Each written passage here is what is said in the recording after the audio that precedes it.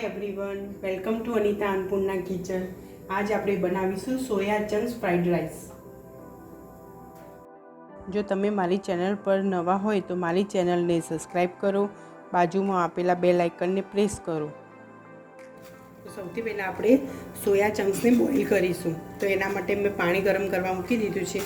આ રીતે પાણી ગરમ થાય પછી આપણે ગેસની ફ્લેમ સ્લો કરી દઈશું અને સોયા ચંક્સને એના અંદર એડ કરી દઈશું અને લગભગ આને 2 મિનિટ સુધી આપણે બોઇલ કરીશું। 2 મિનિટ થઈ ગઈ છે અને આ રીતે ફૂલીને આપણે તૈયાર થઈ ગયા છે। સોયા ચંક્સ એકદમ સોફ્ટ થઈ ગયા છે।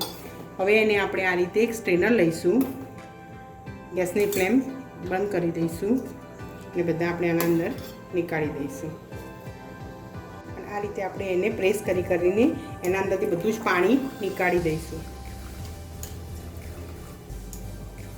હવે આપણે ફ્રાઈડ રાઈસ બનાવી દઈશું। તો એના માટે મેં ગેસ ચાલુ કરી દીધો છે અને તેલ મૂકી દીધું છે। તેલ ગરમ થઈ ગયું છે। હવે આપણે 5 કળી લસણ અને અડધો ઇંચ આદુનો ટુકડો એ એડ કરીશું। ગેસની ફ્લેમ ફાસ્ટ જ રાખવાની અને આપણે સોતે કરીશું। લસણ અને આદુની કચાશ દૂર થઈ ગઈ છે। હવે આપણે એક ડુંગળી એડ કરીશું એના અંદર અને અડધું ગાજર એડ કરીશું।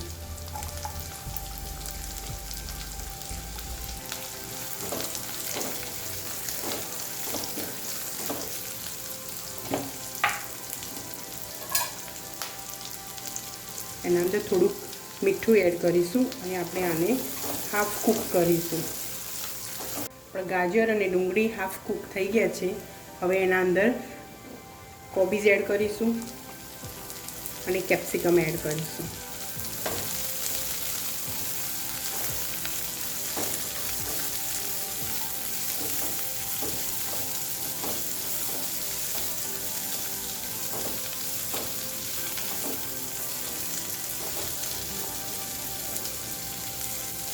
આને પણ આપણે થોડુંક સોફ્ટ થાય ત્યાં સુધી કૂક કરીશું।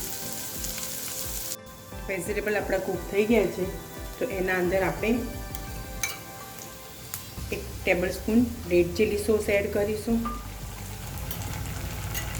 1 ટેબલસ્પૂન સોયા સોસ એડ કરીશું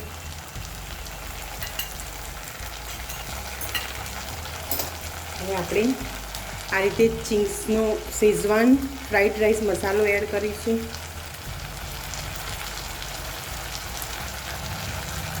દોઢ ટેબલસ્પૂન જેટલો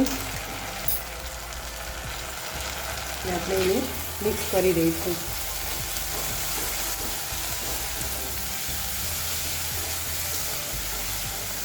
હવે એના અંદર આપણે બોઇલ કરેલા રાઈસ એડ કરીશું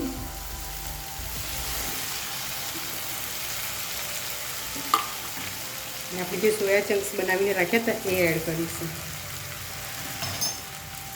આપણે સારી રીતે મિક્સ કરી દઈશું।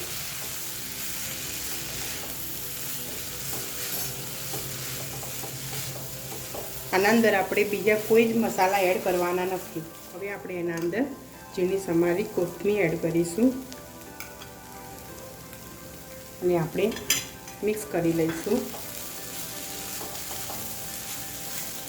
ગેસની ફ્લેમ બંધ કરી દઈશું। આપણા સોયા ચંક્સ તૈયાર છે। તો તૈયાર છે આપણા soya chunks fried rice. I hope તમને આજની મારી રેસીપી ગમી હશે।